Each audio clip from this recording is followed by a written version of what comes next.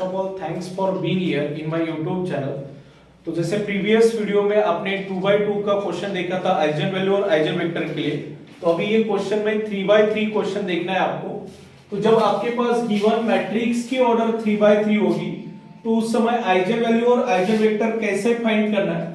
तो eigen value find करने के लिए आपको कैरेक्टरिस्टिक इक्वेशन सॉल्व करना है। द कैरेक्टरिस्टिक इक्वेशन इज, और कैरेक्टरिस्टिक इक्वेशन का फॉर्मूला है determinant a minus lambda i equals to 0।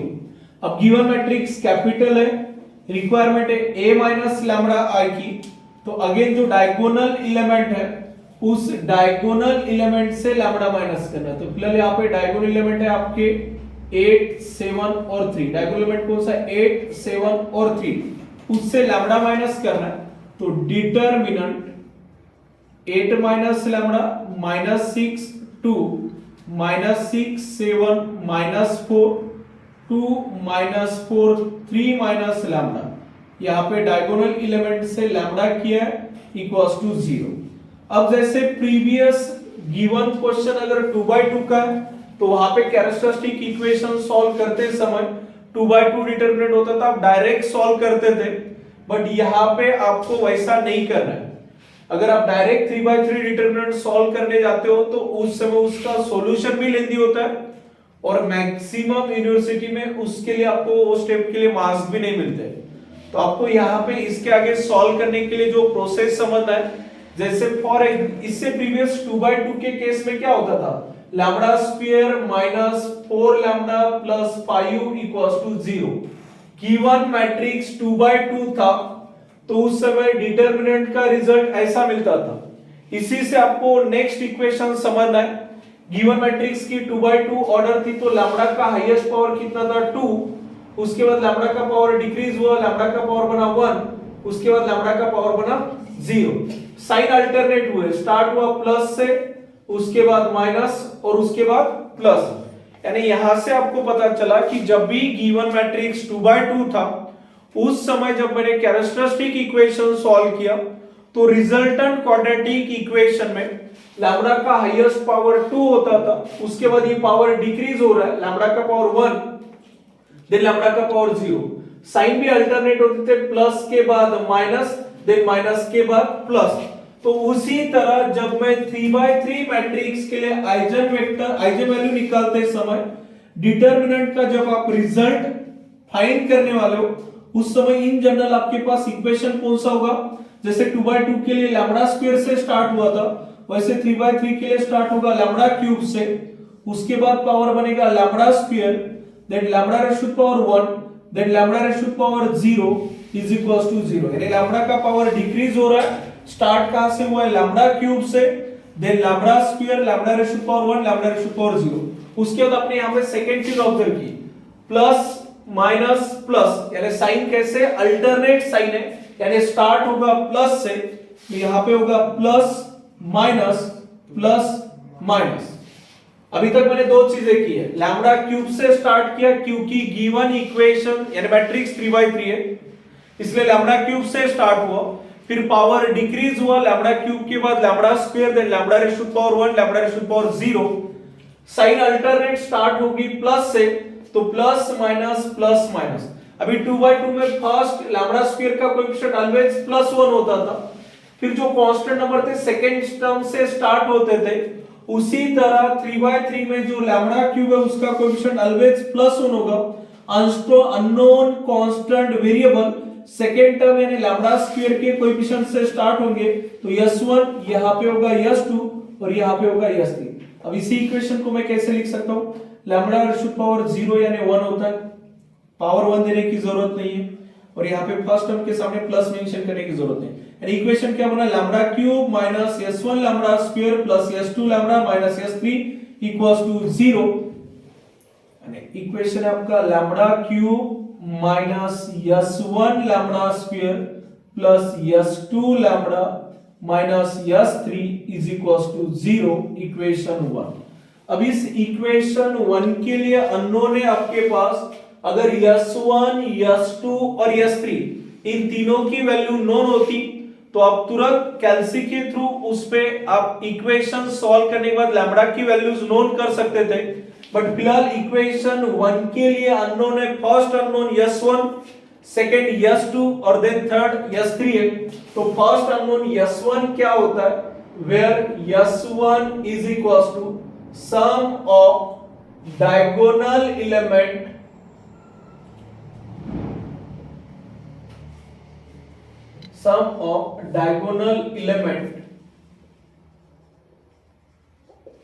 Of matrix A।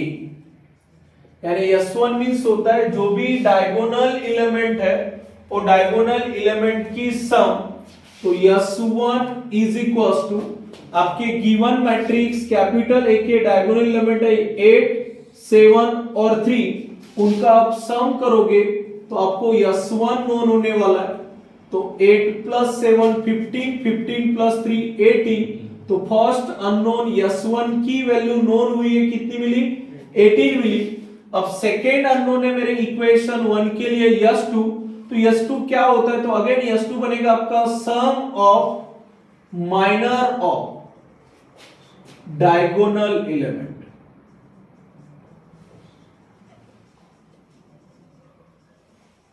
Of matrix A। S1 means जो डायगोनल एलिमेंट है उनका सम, S2 मींस वही डायगोनल एलिमेंट के माइनर का सम। तो सबसे पहला डायगोनल एलिमेंट है मेरा 8। अब आप जिसका भी माइनर ले रहे हो उसका रो और कॉलम रख देना है। सबसे पहला डायगोनल एलिमेंट है मेरा 8, तो उसका ये मैंने कॉलम रख दिया और उसी का रो रख देना है। तो बचा हुआ रिमेनिंग क्या है, 7 -4 -4 3, ये उसके माइनर हुए। 7 -4 3 प्लस सेकेंड 8 के बाद सेकेंड डायगोनल एलिमेंट है 7, तो ये 7 का रो, यानी ये मैंने 7 का रो रख दिया और उसी 7 का कॉलम भी ढक देना आपको। 7 का रो और देन कॉलम, तो रिमेनिंग है 8 2 2 3, 8 2 2 3 प्लस थर्ड डायगोनल एलिमेंट है 3। तो जो भी आप डायगोनल एलिमेंट है उसको पूरी तरह से ढकना है, रो से और कॉलम से। तो इस 3 का ये मैंने रो ढक दिया और उसी 3 का ये कॉलम भी ढक दिया। तो रिमेनिंग है 8 -6 7।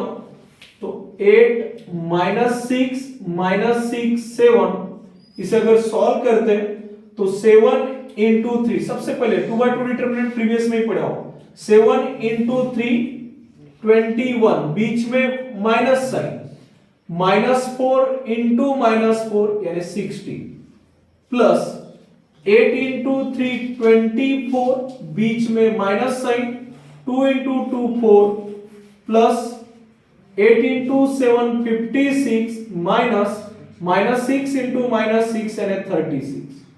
तो 21 - 16 यानी 5, 24 - 4 यानी 20, 56 - 36 यानी 20, 20 + 20 40 + 5 45।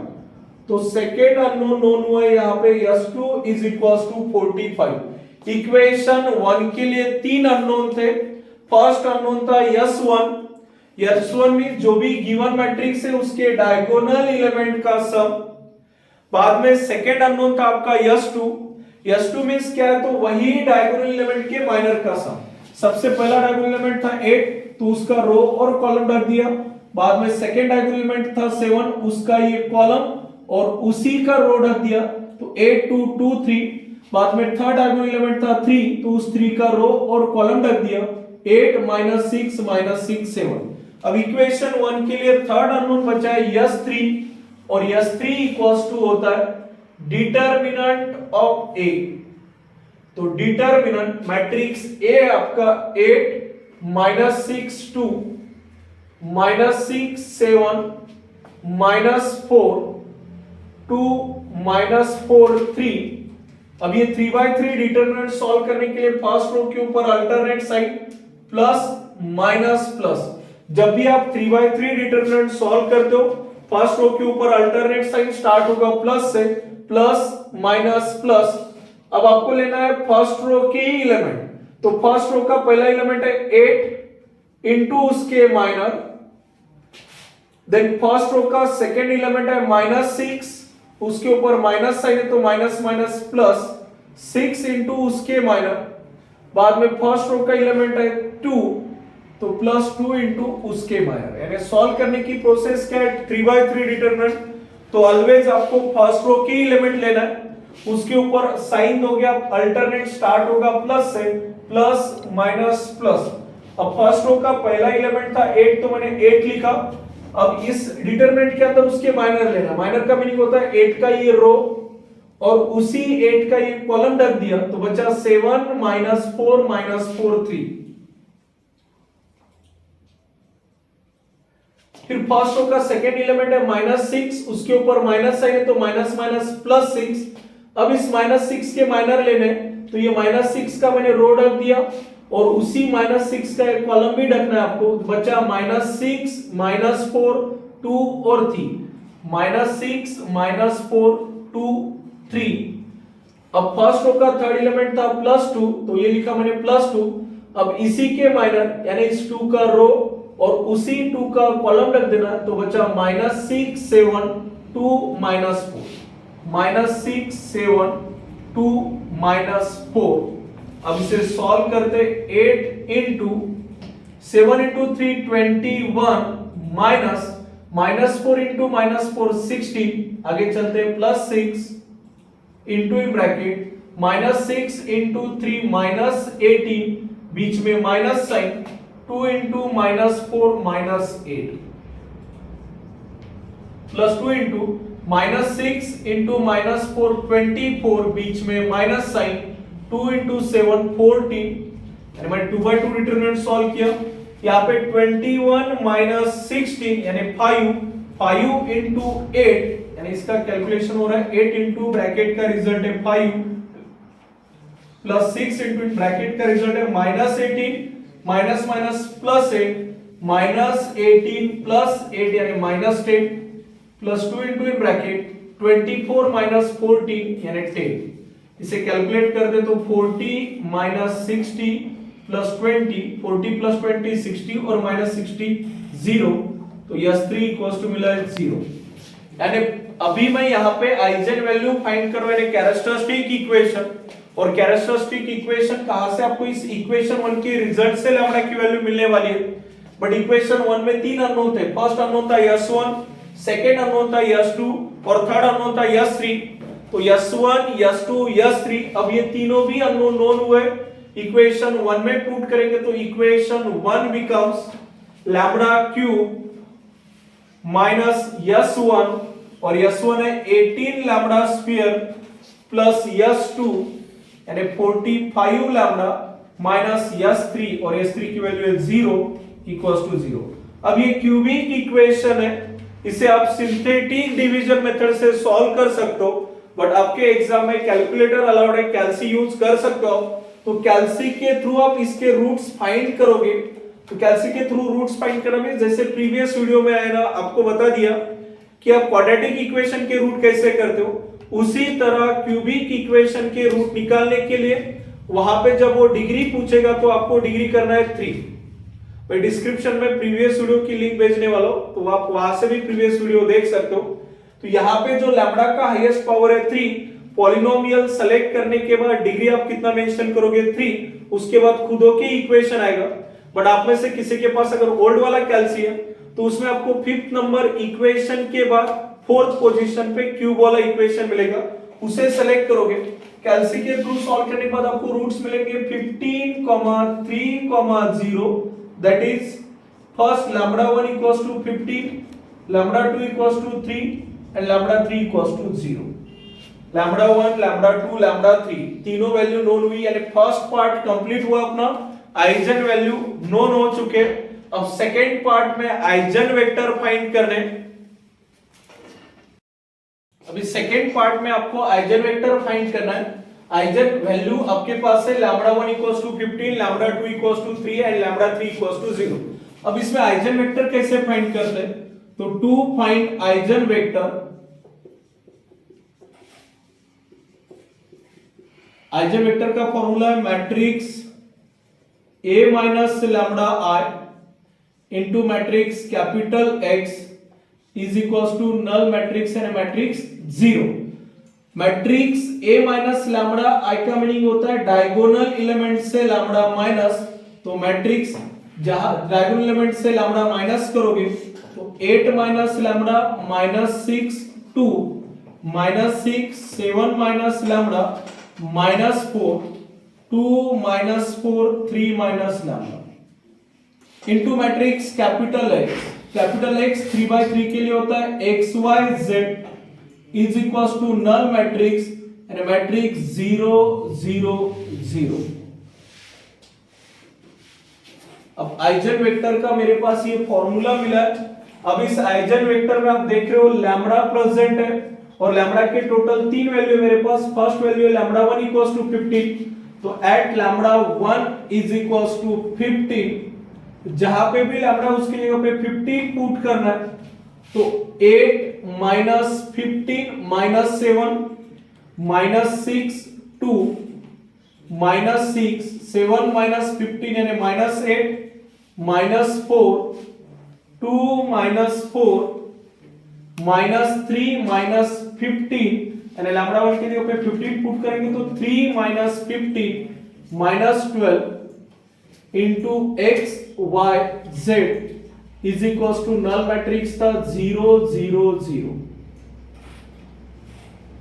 जैसे टाइप नंबर 1 यानी जब गिवन मैट्रिक्स 2 by 2 था उस समय दो इक्वेशन पॉसिबल थे, अपने वहां से सिंगल इक्वेशन सेलेक्ट किया था। उसी तरह अभी 3 by 3 में तीन इक्वेशन पॉसिबल है, ये फर्स्ट सेकंड और थर्ड ऐसे तीन इक्वेशन पॉसिबल है, तो तीन में से आपको दो इक्वेशन सेलेक्ट करना है जो डिफरेंट हो, तो ऑलवेज प्रायोरिटी रखोगे फर्स्ट और सेकंड इक्वेशन की। कब आपके दोनों इक्वेशन सेम रहे तो रिजल्ट में क्या आता हो आगे पता चलेगा आपको, बट फिलहाल स्टार्टिंग के दो इक्वेशन सेलेक्ट करोगे। अगर गलती से आपसे दोनों इक्वेशन सेम ही सेलेक्ट हुए तो आपको जो आइजन वेक्टर मिलेंगे x/0 y/0 और z/0 मिलेगा। यानी सेलेक्ट करते समय पॉसिबिलिटी है तीन इक्वेशन की, उसमें से आपको दो ही इक्वेशन सेलेक्ट करना है और प्रायोरिटी रखना कि आप फर्स्ट और सेकंड इक्वेशन सेलेक्ट करोगे। बट ये गलती से दोनों अपने सेम ही इक्वेशन सेलेक्ट करें तो रिजल्ट पे आपको 0 0 0 दिखेगा, यानी x/0 y/0 और z/0 आया तो समझ लेना कि आपसे गलती हुई, आपने दोनों इक्वेशन सेम ही सेलेक्ट किए, तो उस समय इक्वेशन आप चेंज करोगे। नॉर्मली वैसा लैम्बडा की वैल्यू रिपीट होने के बाद ही होता है, फिलहाल तो लैम्बडा की वैल्यू इंडिविजुअल है 15 3 0, कोई वैल्यू रिपीट नहीं हुई तो आपको ज्यादा सोचना नहीं है। अब यहां से तीन इक्वेशन पॉसिबल थे, फर्स्ट दो इक्वेशन सेलेक्ट करोगे तो स्टार्टिंग का इक्वेशन होगा आपका first -7 into X -7x -6 into Y -6y और 2 into Z plus 2z is equal to 0। Second equation यहां पे पॉसिबल है -6 into X -6x -8 into Y -8y -4 into Z -4z is equal to 0। दो ही equation आपको select करना है। अभी मैंने दो इक्वेशन सेलेक्ट किए, आइजन वेक्टर फाइंड करना मींस x/y/z यानी तीन वेरिएबल है x y z की वैल्यू फाइंड करना है। फिलहाल आपके पास दो इक्वेशन है और ये दो इक्वेशन के अंदर तीन अननोन वेरिएबल है x y और z। देखा जाएगा तो ये दो इक्वेशन सॉल्व नहीं होंगे, बट राइट हैंड साइड में जीरो होने के वजह से आप क्रैमर्स रूल का यूज कर सकते हो। दो इक्वेशन तीन अननोन नॉर्मली सॉल्व नहीं होता है, उसके लिए कुछ ना कुछ तो कंडीशन होनी चाहिए, बट ऑलवेज आपके राइट हैंड साइड में जीरो रहने वाला है, तो with the help of Cramer's rule आप इसे सॉल्व कर सकते हो बाय यूजिंग क्रैमर्स रूल। और क्रैमर्स रूल होता है साइक्लिक ऑर्डर में, x के बाद y, देन y के बाद z, देन z के बाद x, तो x upon y upon and z upon cyclic order में चलना है। मुझे किसकी वैल्यू फाइंड करनी है? x की वैल्यू फाइंड करनी है, तो मैं x को रख दूंगा। x के बाद साइक्लिक ऑर्डर में कौन आता है? y, तो पहले y के कोएफिशिएंट लिखेंगे -6 और -8, और y के बाद आता है z, तो z के कोएफिशिएंट है 2 और -4। अब मुझे वैल्यू फाइंड करनी है y की, तो मैं y को पूरी तरह से ढक दूंगा। साइक्लिक ऑर्डर में y के बाद आता है z, तो पहले z के कोएफिशिएंट 2 और -4 और z के बाद फिर x, तो x के कोएफिशिएंट है -7 और -6। अब मुझे z के लिए वैल्यू फाइंड करना है, मैं z को ढक दूंगा। z के बाद आता है x, देन x के बाद y, तो सबसे पहले x के कोएफिशिएंट -7 -6 और उसके बाद y के कोएफिशिएंट -6 -8। अब इसे सॉल्व करते तो x अपॉन -6 इंटू -4 यानी 24,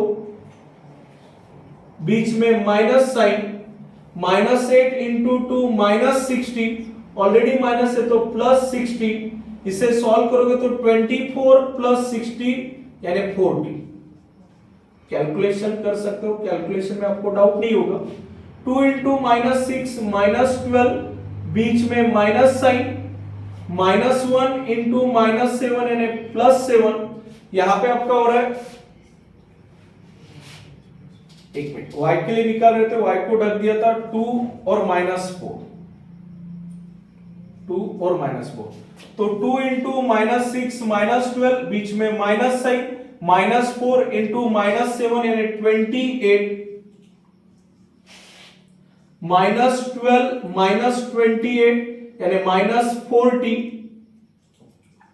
z के लिए सॉल्व करें तो z अपॉन -7 इंटू -8 56, बीच में माइनस साइन, -6 इंटू -6 36, 56 -36 यानी 20।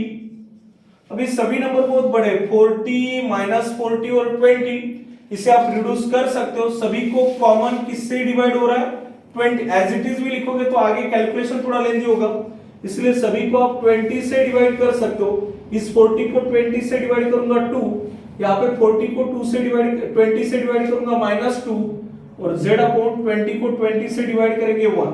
तो ये आपके पास फर्स्ट आइजन वेक्टर आया है एट लैम्बडा 1 इक्वल्स टू 15 के लिए x के अपॉन में 2 है, -2 और 1। अब सेकेंड आइजन वेक्टर निकालना है मुझे एट लैम्बडा 2 इक्वल्स टू 3 के लिए। ये मैंने first eigenvector lambda 1 equals to 15 के लिए निकाला है। अभी सेम प्रोसेस आपको सेकेंड लैम्बडा यानी आपका आइजन वैल्यू कितना है 3, उसके लिए सेम सिमिलर प्रोसेस अगेन आपको परफॉर्म करना है। तो मैट्रिक्स लैम्बडा की जगह पे होगा 3, तो जहां पे भी लैम्बडा उसकी जगह पे 3, तो 8 - 3 5, -6 2, -6 7 - 3 4, -4 2 -4 3 - 3 0 into x y z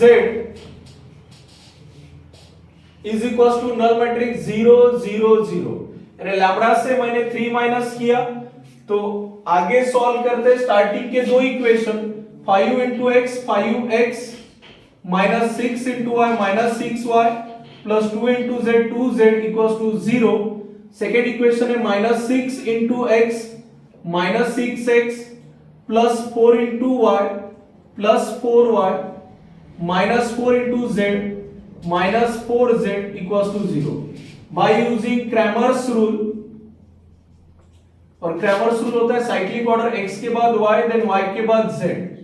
तो इस ऑर्डर के हिसाब से x upon y upon z upon x के लिए निकाल रहे हो, x को ढक देना, x के बाद y आता है, y के कोएफिशिएंट -6 4 देन z का 2 और -4।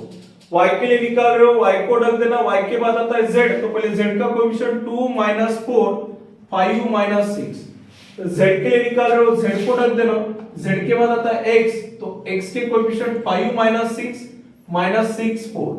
इसे सॉल्व करते तो x अपॉन -6 इंटू -4 24, बीच में माइनस साइन, 4 इंटू 2 8 यानी 24 -8 16, y अपॉन 2 इंटू -6 -12, फॉर्मेट के हिसाब से बीच में माइनस साइन, -4 इंटू 5 -20 यानी -12 plus 28, z upon 5 into 4 20 -6 into -6 36 20 -36 यानी -16।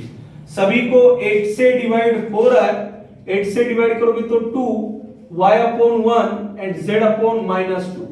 तो सेकेंड आइजन वेक्टर मिला एट लैम्डा 2 इक्वल्स टू 3 के लिए 2 1 और -2। अब थर्ड आइजन वेक्टर मुझे फाइंड करना है एट लैम्डा 3 इक्वल्स टू 0 के लिए। तो आइजन वेक्टर के फॉर्मूले में जहां पे भी लैम्डा है उसके जगह पे 0 पुट करेंगे। तो लैम्डा की जगह पे 0 पुट करो तो 8 -6 2 -6 7 -4 2 -4 3 into xyz is equals to null matrix 0 0 0। Starting के दो इक्वेशन सेलेक्ट करने 8 into x 8x minus 6y plus 2z equals to 0 minus 6 into x minus 6x plus 7 into y minus 4 into z minus 4z equals to 0। Starting के दो equation मैंने select किए। अब Cramer's rule का use करना है by using Cramer's rule. Cramer's rule में cyclic order x के बाद y, y के बाद z, देन z के बाद अगेन x।